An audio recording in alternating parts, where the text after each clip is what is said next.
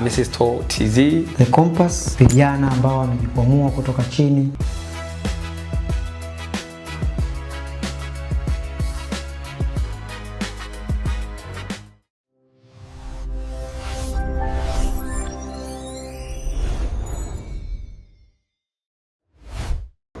Mimi msimamo wangu ulikuwa ni pale pale kukataa, kwa sababu nilikuwa naona kabisa hichi kitu wanachonishawishi sio kitu kizuri. Of course mimi nisema tu kwa wote, afu sijui pikipiki imetoka wapi mzee. Ni swala gumu sana. Kwa mimi nilikataa, nikasema mimi sijui chochote. Na pia hata mpelelezi wangu ambaye alikuwa anioji ni mtu ambaye kutoka naye mtaani, pia nilikuwa nambeba kama abiria kumpeka kituoni stakshari. Kwa naye anajua mimi tabia za wizi. Kwa naambia mdogo wangu naomba niambie ukweli, lakini wenzangu walipigwa sana. Yaani walikuwa wanapiga kwenye unyayo huko, kwamba kwenye unyayo huko, ukipiga kwenye unyayo mpaka mtu anaona sasa anasema, yani anapiga ulikuwa mpaka mtu anaona anachanganyikiwa. Unafungwa vice pale, unachapa huko mbele ya uwanja. Alafu ni fimbo ile, fimbo na teleza, si fimbo gani za zikatikage fimbo zao zile. Kwa bwana mimi nilikataa, nikasema sijui chochote.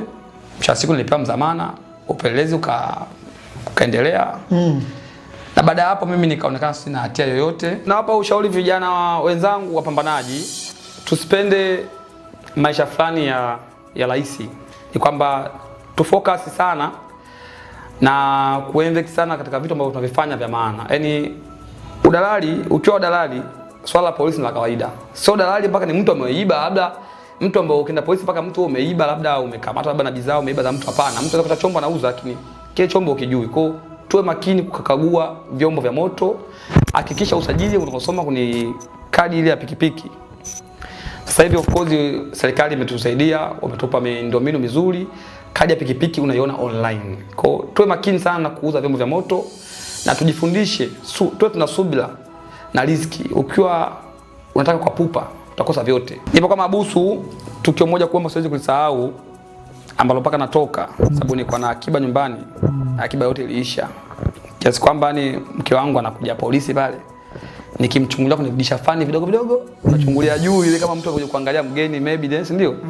Kwa bwana nilikuwa nikiona mke wangu anashinda asubuhi mpaka jioni, lakini kile ambacho nataka nikisahau, wale wako nafuatilia kesi yangu mimi, baada ya kutoa pesa zikaisha, naomba toa fulani, toa kesi fulani ili siwezi kumfanya atoke kwa haraka, lakini walikuwa ni watu ambao hawakuwa sahihi.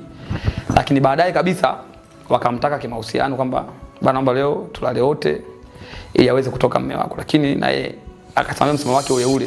Sasa nikatoa utu wangu pia huyu mhusika stoke. Akaona nifanye kitu gani hapo? Kwa hiyo msimamo wake ni ule. Hakutaka kutoa utu wake kwa sababu yangu mimi, lakini alipambania haki na kuomba Mungu ili anijalie mimi nifanyaje ni move kule nilipokuwa, kwa sababu alijua kama kule nilipo sio kuzuri. Sababu of course nakumbuka kitu kingine ambacho mke wangu alikuwa analetea baada ya mswaki, nguo, sabuni. Nilikuwa namrudisha, unataka mswaki, unataka kama niendelee kukaa huko sasa. Maki nataka kama vile niko nyumbani. Mimi kwa sitaki mswaki, sitaki chakula. Kule tutakula hata vyakula vya ambavyo vinabakia vya maofisa na askari wale. Wakibakisha kwenye ndoo, unakuja tunabogomba tonge moja sababu kule siko sehemu salama. Lakini Mungu ni mwema, mpaka leo hii nipo hapa. Namshukuru kwa mengi sana, lakini mambo yanikuta ndio kama wanawasimulia ndugu zangu. Yes, sasa naona hapa kuna alama moja hapa kali sana, hii alama. Au hapa tuko bwana zoom alama hii. Bwana hebu zoom kidogo onyesha alama hii. Bwana hii alama bwana. Hii alama ni alama ambayo kwamba ngoja nyuma kidogo tutaenda kwenye swali lako. Alama ambayo mimi kwa sababu moja ni nzuri afu ni mbaya.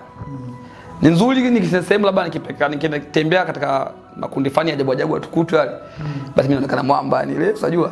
Lakini mimi hamna chochote, yani muoga tu. Lakini kwa sababu nyingine za heshima ukienda unaonekana ni mtu fani, mwizi, mtu mbaya, mtu mchafu, lakini sio alama ya ubaya. Alama hii ya leo nakaonyesha niwazungumzia alama hii.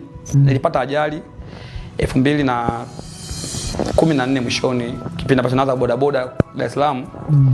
Nilikuwa siko makini sana, na umakini ulikuwa ni mdogo. Kwa nilikuwa napeleka abiria kutoka airport kumpeleka Taifa uwanja wa mpira saa 4 saa 5 kasoro.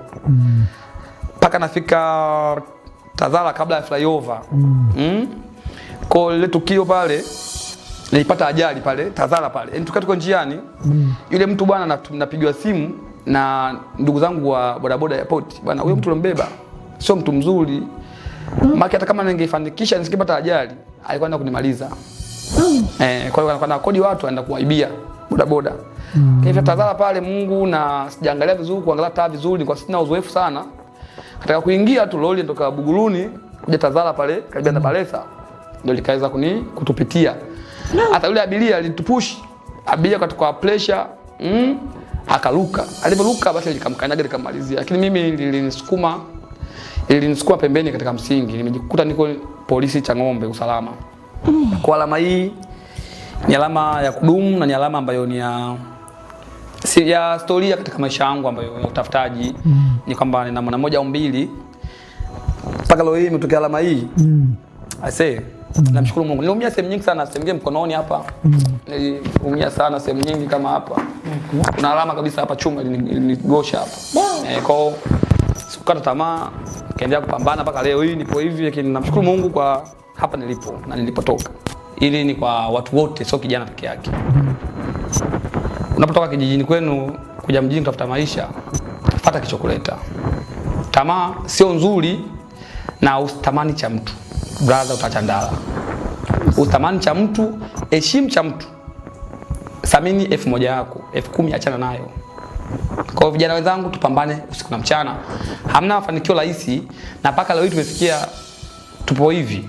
Tabia ya upambanaji na uaminifu, uaminifu wa hali ya juu, yani jitume. Usitamani cha mtu brother. Utaacha ndala. Dar es Salaam kuna mengi lakini fuata kilichokuleta tajiri.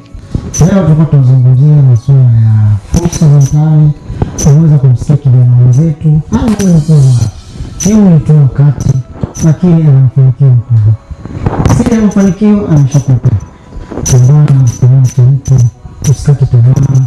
Hakuna safari ambayo isiyokuwa na milima na mabonde. Basi mimi naomba nikushukuru wewe kwa kunisikiliza, lakini vile vile nikukaribishe katika kipindi kijacho.